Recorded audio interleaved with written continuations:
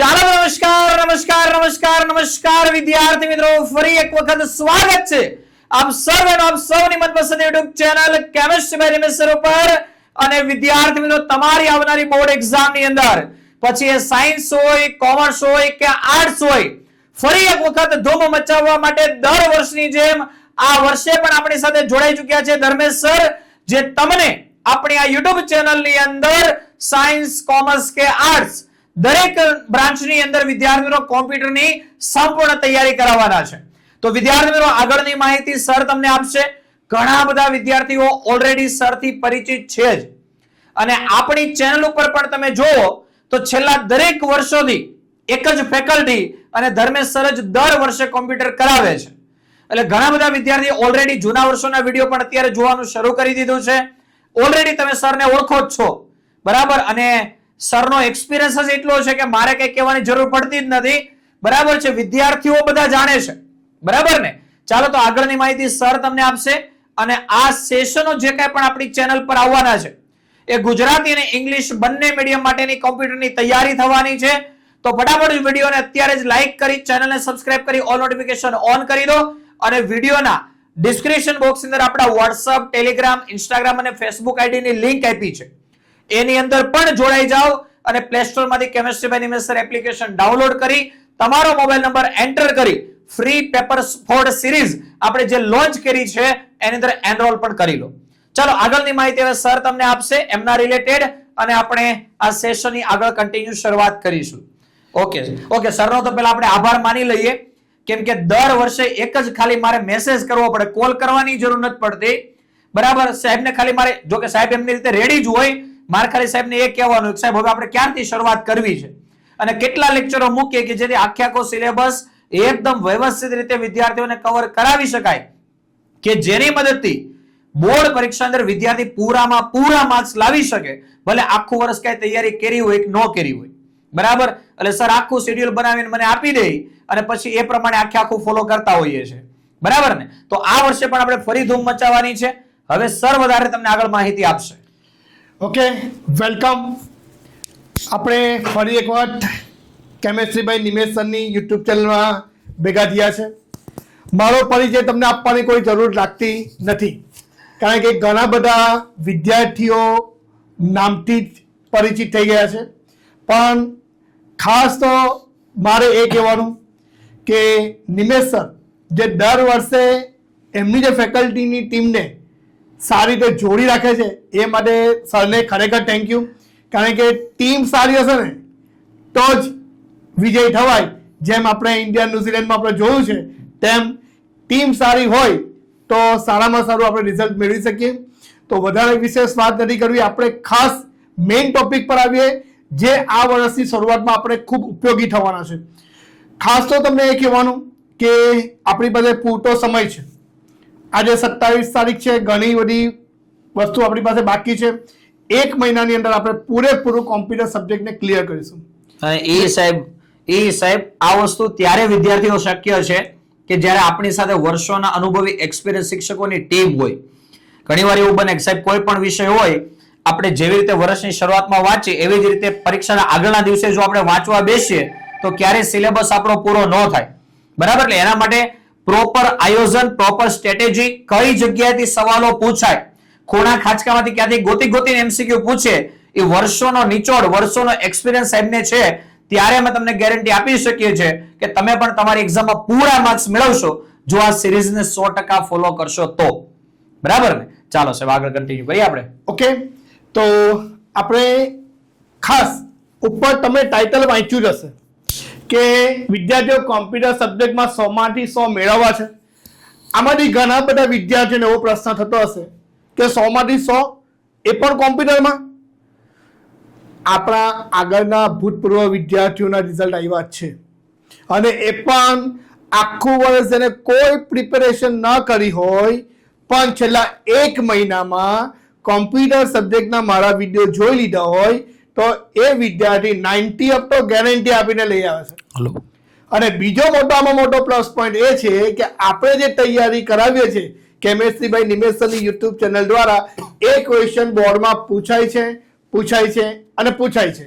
એટલે આપણે ખાસ તો થેન્ક યુ નિમેશ સરને કહેવાનું છે કે નિમેશ સર આટલો મોટો સપોર્ટ આપણા માટે કરે છે અને બધા જ વિદ્યાર્થીઓ કોમ્પ્યુટર વિષયના વિદ્યાર્થીઓ સાયન્સનો હોય, કોમર્સનો હોય કે આર્ટ્સનો હોય, આ બધા જ વિદ્યાર્થીઓ માટે આ પેપર 4 સિરીઝ ખૂબ જ ઉપયોગી થવાની છે.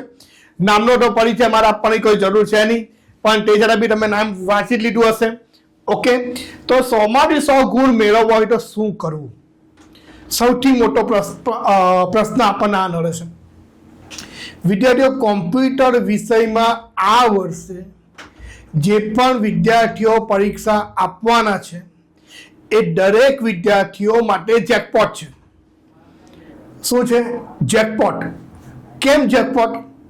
કારણ કે આ વર્ષે કોમ્પ્યુટરનો સિલેબસ રિડ્યુસ થયો છે, મીન્સ કે અમુક ચેપ્ટર કટ થઈ ગયા છે. તો તમારા માટે સૌથી મોટો બેનિફિટ શું થવાનું? જે 3 ચેપ્ટર રિડ્યુસ થયા મીન્સ કે નીકળી ગયા છે એ 3 ચેપ્ટર ને લઈને વિદ્યાર્થીઓના માર્ક્સ ઘણા જતા હતા. વિદ્યાર્થીઓને સૌથી વધારે 3 ચેપ્ટરની અંદર વધારે મુશ્કેલી નથી હતી. તો એ 3 ચેપ્ટર નીકળી ગયા, જેને લીધે વિદ્યાર્થીઓના કોમ્પ્યુટરના માર્ક્સ આ વખતે 100 માંથી 100 આવવાના પૂરેપૂરા ચાન્સીસ છે.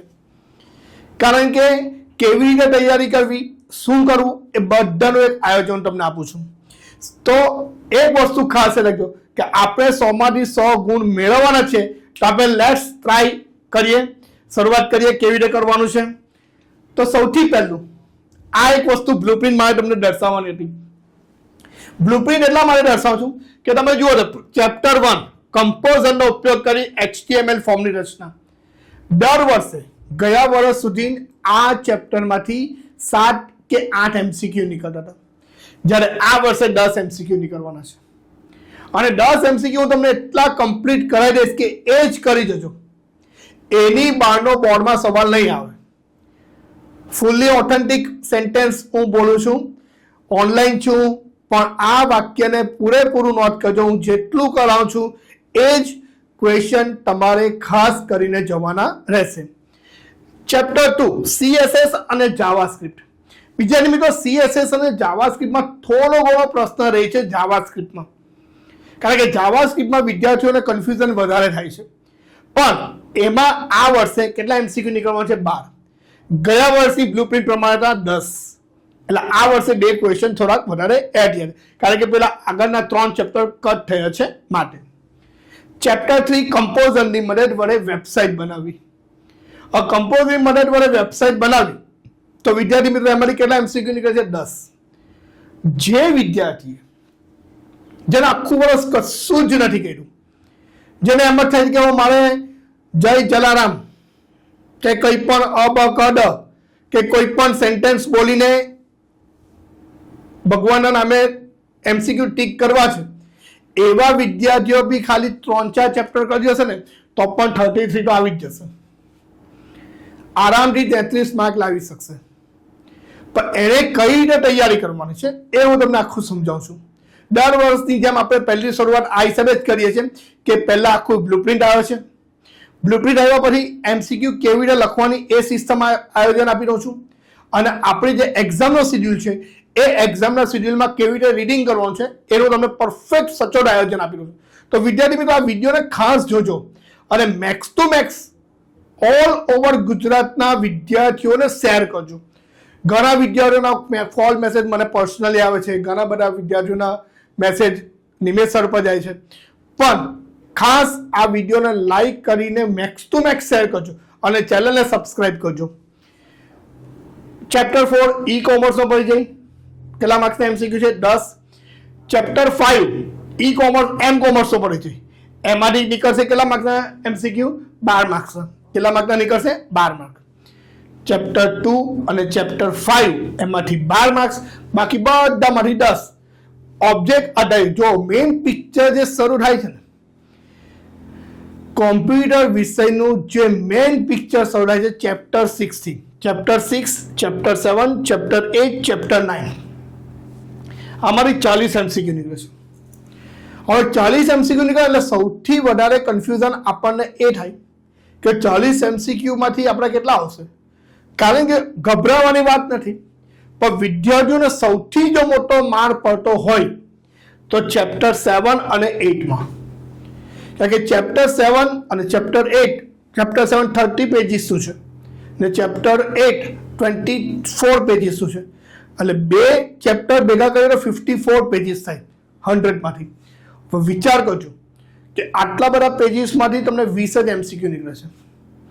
પણ હું જે હિસાબે તમને કહીશ કે આ હિસાબે તૈયારી કરજો, જેની તમારા માર્ક્સ આવવાની પૂરેપૂરી ગેરંટી છે. હું ટેક્સ્ટ બુકની જે અંડરલાઇન વાળી ટેક્સ્ટ બુક જે છે તે અને હું જે સોલ્યુશન કરાવીશ તે આટલું જ રીડિંગ કરવાનું છે. વિદ્યાર્થી મિત્રો ખાસ એ લખજો, તમને બીજા બધા માર્કેટમાં ઘણા બધા મટીરિયલ મળે છે, પણ બોર્ડ જ્યારે પેપર સેટર તરીકે કોઈ પણ વ્યક્તિ ગયા હોય એ પેપર સેટરને માત્ર ને માત્ર ટેક્સ્ટ બુક જ પ્રોવાઈડ કરે છે અને એ ટેક્સ્ટ બુકમાંથી જ એને ક્વેશ્ચન બનાવીને સેટ કરવાનો હોય. એટલે એક વસ્તુ ખાસ ટેક્સ્ટ બુક જ સૌથી ઇમ્પોર્ટન્ટ છે. તો ટેક્સ્ટ બુકની અંદર મારી પાસે અંડરલાઇન કરેલી ટેક્સ્ટ બુક કમ્પ્લીટ છે, જે ઓલ ઓવર ગુજરાતમાં વાયરલ છે. અને એ ટેક્સ્ટ બુક મોસ્ટલી બધા જ વિદ્યાર્થીઓ કરી નાખે તો તમારા સારામાં સારા માર્ક્સ કવર થઈ જાય. ચેપ્ટર 7 જાવા પ્રોગ્રામિંગ. જો વિદ્યાર્થી મિત્રો કન્ફ્યુઝ ક્યાં થાય છે, ચેપ્ટર 7 જાવા પ્રોગ્રામિંગ છે ને ચેપ્ટર 2 જાવા સ્ક્રિપ્ટ છે. બંનેમાં ડિફરન્સ બહુ મોટા છે. ઘણા વિદ્યાર્થીઓ જાવા પ્રોગ્રામિંગને પણ એક સમજે છે અને જાવા સ્ક્રિપ્ટને પણ એક સમજે છે. મા અને માસીના નથી, આ યાદ રાખજો. આ બધી વસ્તુ આખી અલગ છે. તો અમુક વિદ્યાર્થીઓને એવું થતું હોય કે જાવા સ્ક્રિપ્ટ અને જાવા પ્રોગ્રામ બંને એક જ, મા અને માસી બંને સરખા. એવું નહીં, રિલેટિવ્સમાં એ સરખું, પણ અહીંયા સરખું નથી. એના પછી આજે પ્રકરણ 8 ક્લાસ અને ઓબ્જેક્ટ 10 MCQ એમાંથી બી નીકળશે. સૌથી વધારે જો તમને કોમ્પ્લિકેટેડ ચેપ્ટર લાગશે વાક્ય રચનાની દ્રષ્ટિએ, જે તમને ટ્વિસ્ટ કરી દેશે, એ છે chapter 8. Max to max twist થાય, કારણ કે વિદ્યાર્થીઓને એમાં સમજ જ નહીં પડે કે રેફરન્સ વેરિયેબલ કયો છે, કન્સ્ટ્રક્ટર એટલે શું, વેરિયેબલ કેટલા આવે, બહુ કન્ફ્યુઝન થઈ જશે. પણ આઈ વિલ માય બેસ્ટ કે જેથી તમને દરેકને કમ્પ્લીટલી ખબર પડી જાય, સમજ પડે. અને કેવું કે આપણે તો ભાઈ નોર્મલ સમજાવવાની રીત છે. દરેક વિદ્યાર્થીઓ આગળના વર્ષના વિદ્યાર્થીઓ માર્ક્સ આવ્યા જ છે. તમે કોમેન્ટ્સ બી જોઈ શકો છો અને વ્યૂઝ બી જોઈ શકો છો કે કેવી રીતે સરે ભણાવ્યું છે. એના પછી પ્રકરણ 9 એરે અને સ્ટ્રિંગ. સૌથી ઇઝી ચેપ્ટર, સૌથી ઇઝી. અમારો મેક્સ ટુ મેક્સ માર્ક્સ તમે કવર કરી શકો, 10 માર્ક્સ આવે છે. એના પછી આવે ચેપ્ટર 3. હવે ચેપ્ટર 13 એ ચેપ્ટર 13 માંથી પણ 3-4 ટોપિક નીકળી ગયા છે. એટલે તમારે ચેપ્ટર કેટલા કરવાના રહ્યા? ખાલી 9. ચેપ્ટર 13માં ભણવાનું છે એક archive manager, VLC player, Google maps, character map અને સ્કાઇપ. આટલા ટોપિક તમારે ભણવાના છે. ફરી એક બોલી જાઓ, ચેપ્ટર 13માં શું ભણવાનું છે? ચેપ્ટર 13માં તમારે ભણવાનું છે archive manager, VLC player, Google maps, character map અને સ્કાઇપ. 8 સોફ્ટવેર અને રેશનલ પ્લાન કટ છે. એટલે તમારા માટે મોટો બેનિફિટ થઈ ગયો. અને બધા સિમ્પલ સોફ્ટવેર છે. આ ચેપ્ટર 13 માંથી કેટલા MCQ નીકળશે? 6. એટલે 6 MCQ થઈ ગયા. ટોટલ આપણી પાસે બધું મળીને 100 માર્ક્સના MCQ થઈ ગયા. હવે મેઇન ટોપિક છે વિદ્યાર્થી મિત્રો. આ જે મેં મૂક્યું છે એ આખું તમારું મેઇન પિક્ચર છે.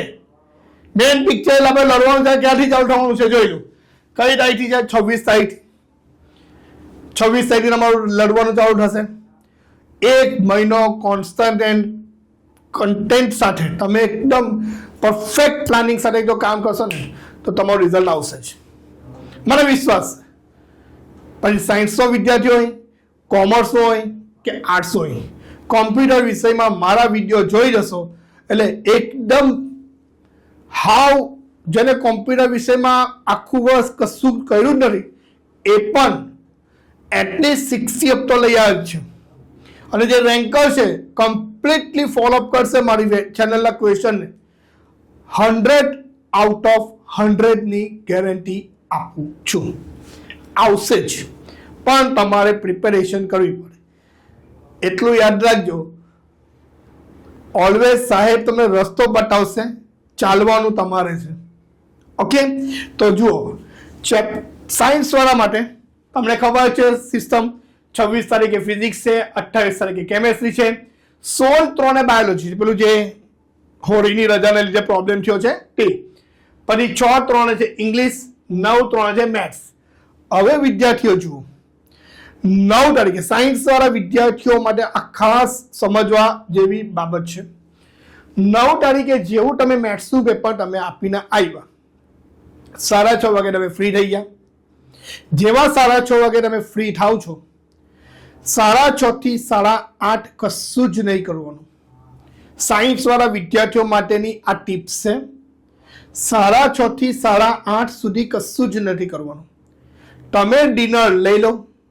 ડિનર લઈ લીધા બાદ એ દિવસે રાતના 1, 2, 3 અને 13, હું બોલું એક વખત, ફરી એક વખત રિપીટ કરું છું, 1, 2, 3 અને 13, આ 4 ચેપ્ટર રાતના પૂરા કરી નાખો. કઈ તારીખે? 9 તારીખે રાતના. ફરી એક વખત બોલું છું, 9 તારીખે રાતના 9 વાગે પણ તમે બેસશો ને તો હું શ્યોર ગેરંટી આપીને કહું કે 12 વાગ્યા સુધીમાં તમારા 4 ચેપ્ટર ક્લિયર થઈ જશે. એકદમ ઇઝી છે. 1, 2, 3 ને 13. હવે આવી વાત 10 તારીખની. 10 તારીખે સવારમાં, હું બોલું એ સાંભળજો, 10 તારીખે એક દિવસ તમારે વહેલા ઉઠવું પડશે. એક દિવસ થોડીક આળસ ખંખેરીને, જો કે બધા ધરતી પર આવી ગયો હોય, કારણ કે શિયાળાની સિઝન તો તે સમય પૂરી થઈ ગઈ હશે. જે ધરતી પર ન આવી હોય એ ચા પી લેવાની, કોફી પી લેવાની અને તૈયારી કરવા બેસી જવાનું. મેક્સ ટુ મેક્સ એ વિદ્યાર્થીએ 7:30 વાગે કમ્પ્લીટલી રીડિંગ કરવા બેસી જવાનું. એક જ દિવસ છે. જો પછી વિદ્યાર્થીઓનું શું થાય ખબર? કોમ્પ્યુટર જ છે ને, JEE આપવાની છે, ગુજકેટ આપવાની છે, એની તૈયારી નહીં કરું. પણ વિદ્યાર્થીઓ યાદ રાખજો, A1 માં આવવા માટે 5 સબ્જેક્ટનું ટોટલ કેલ્ક્યુલેટ થાય છે.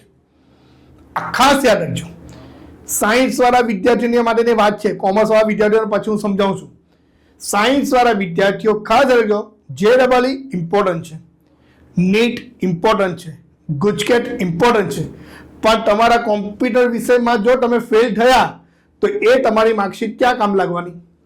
અને આગળના વર્ષોમાં થયું છે. ગુજકેટ પર ફોકસ કરી દી, JEE પર પૂરેપૂરું ફોકસ કરી દી, નીટ પર ફોકસ, કોમ્પ્યુટરમાં ફેલ. હવે આપો જુલાઈમાં પાછું આવો નહીં, તમને કોઈ એડમિશન નહીં મળે. પ્રોબ્લેમ સૌથી મોટો આનો રહેશે. તો વિદ્યાર્થીઓ ખાસ યાદ રાખજો, 10 તારીખે સવારમાં 7:30 થી 9:30 સુધીમાં 4થું ને 5મું ચેપ્ટર ક્લિયર કરી નાખું. 7:30 થી 10:30, ચાલો 1 કલાક એક્સટેન્ડ કર્યો. 10:30 વાગે ફૂલ સ્ટોપ મૂકી દેવાનું. કેટલા ચેપ્ટર પૂરા કરવાના? માત્ર ને માત્ર 2. કયું? 4થું ને 5મું. 10:30 થી 11 અડધો કલાકનો બ્રેક લઈ લેવાનો. કલાકનો બ્રેક લઈ લો 11:30 સુધીનો. 11:30 થી 1, હવે હું બોલું તો ધ્યાનથી સાંભળજો. 11:30 થી 1 કમ્પ્લીટલી ચેપ્ટર 6 લેવાનું. ચેપ્ટર 6 ફરી એક બોલું છું, 11:30 થી 1 માં ચેપ્ટર 6 લઈ લેવાનું. લંચ લઈને થોડીક વાર 2-5 મિનિટ ફ્રેશ થઈને પાછું લઈ લેવાનું ચેપ્ટર 8. હું બોલું એ સાંભળજો, ચેપ્ટર 6 પછી સાથે લઈ લેવાનું ચેપ્ટર 8, કારણ કે બંને પેરેલલ છે.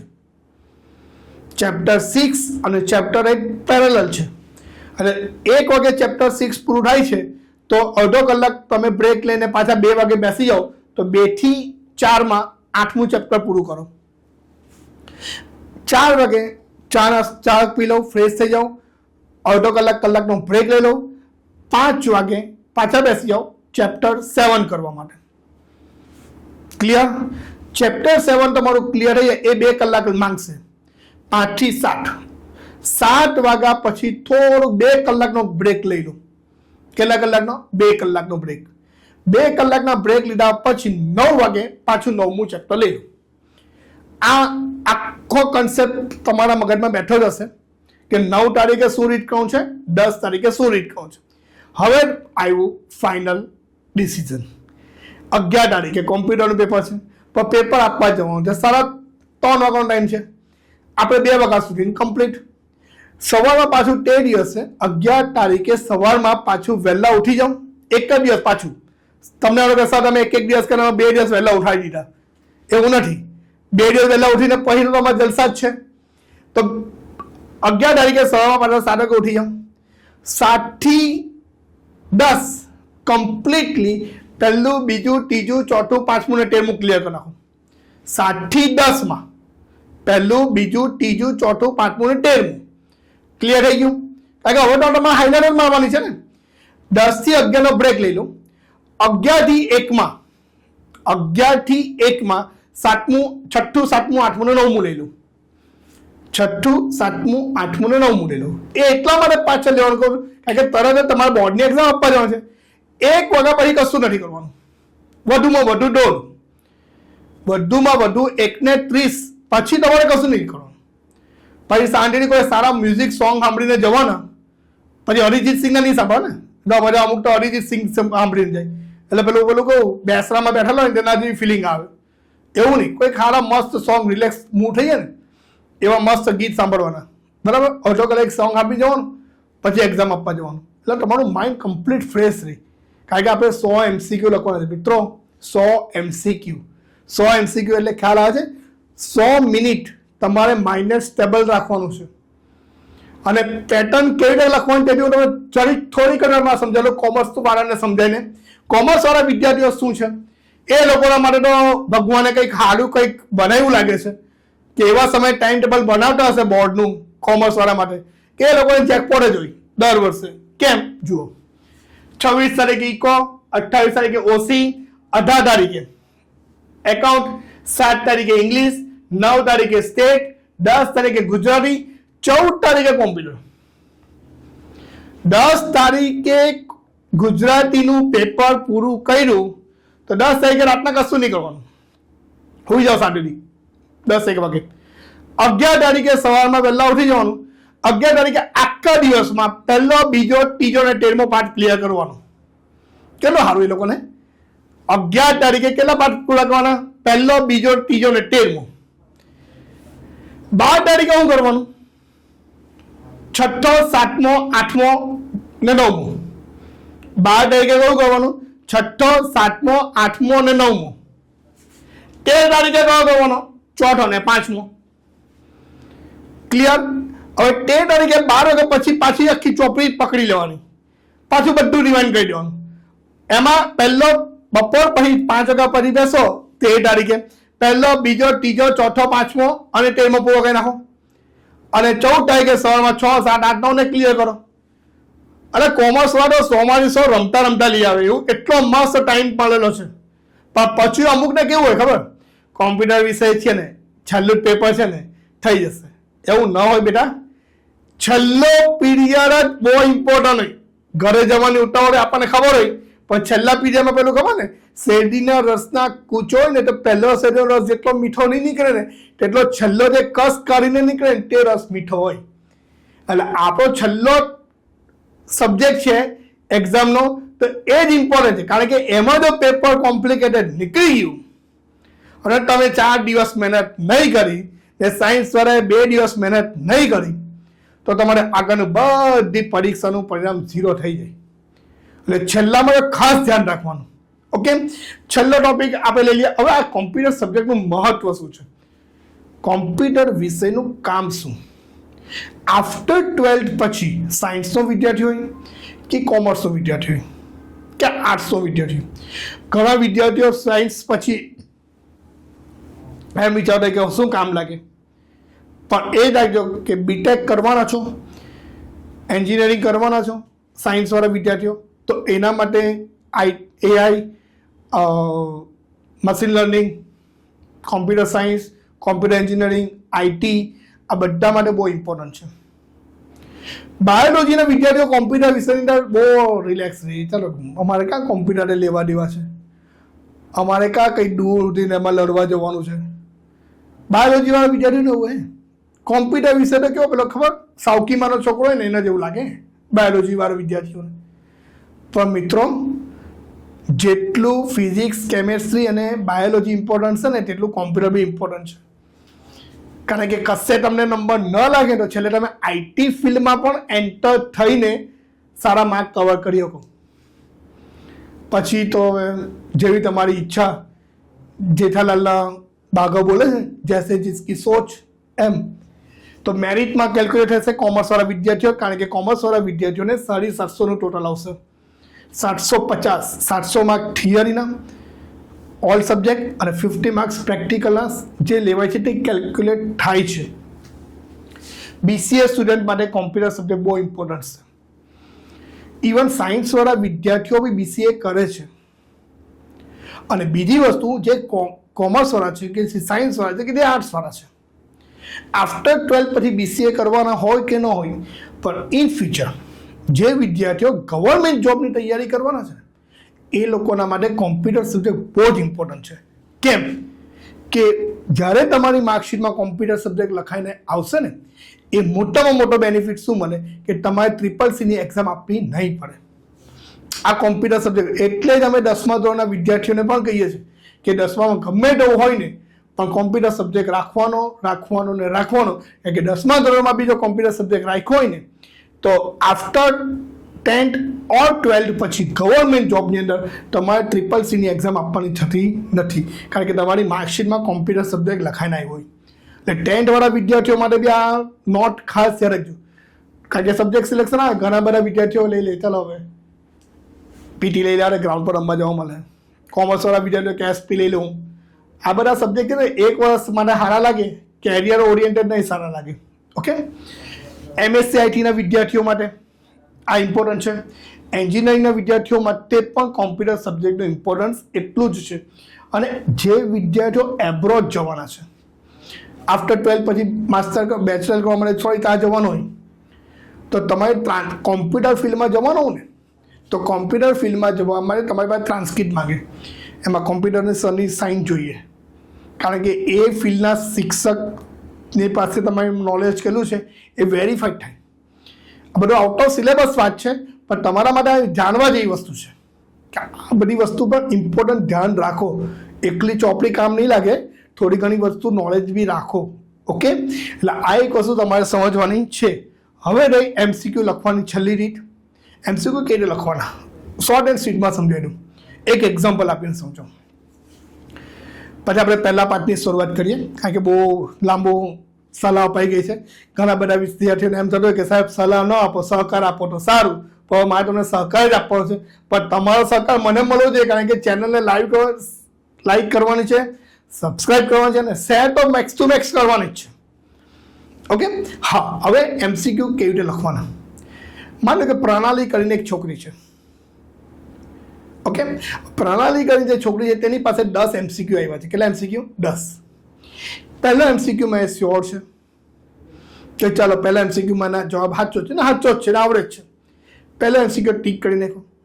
બીજા MCQ પણ આવડે છે, ટીક કરી નાખો. ત્રીજા MCQમાં એ 50-50 છે.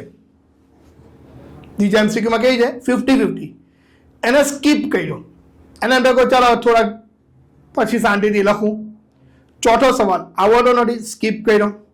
પાંચમો સવાલ આવડતો નથી, સ્કીપ કર્યો. છઠ્ઠો સવાલ આવડે છે, ટીક કર્યો. સાતમો સવાલ આવડે છે, ટીક કર્યો. આઠમા સવાલમાં એ 50-50 થઈ.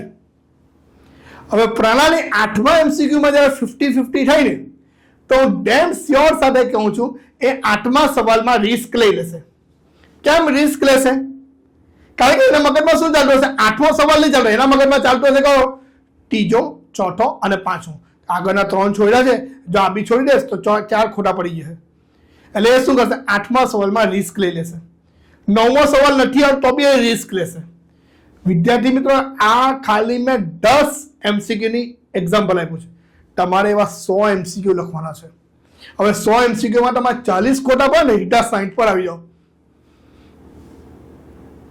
બદામ છે ને, બદામ ચાલુ રાખજો, ભલે અમુક તો પેલું મેન્ટોસ ખાજો, ધરતી પર જો અવકાશમાં નહીં જ્યારે જતા. હા, 40 MCQ ખોટા પડ્યા અને 70 હવે કેટલામાં આવી ગયા? 60 માર્ક્સમાં આવી ગયા. આ કોમ્પ્યુટર વિષયનો થોડોક માઇનસ પોઈન્ટ, કારણ કે બીજા બધા સબ્જેક્ટમાં કેવું અડધો માર્ક્સ સેટ થઈ જાય, આમાં તો અડધો માર્ક્સ સેટ નથી થાય.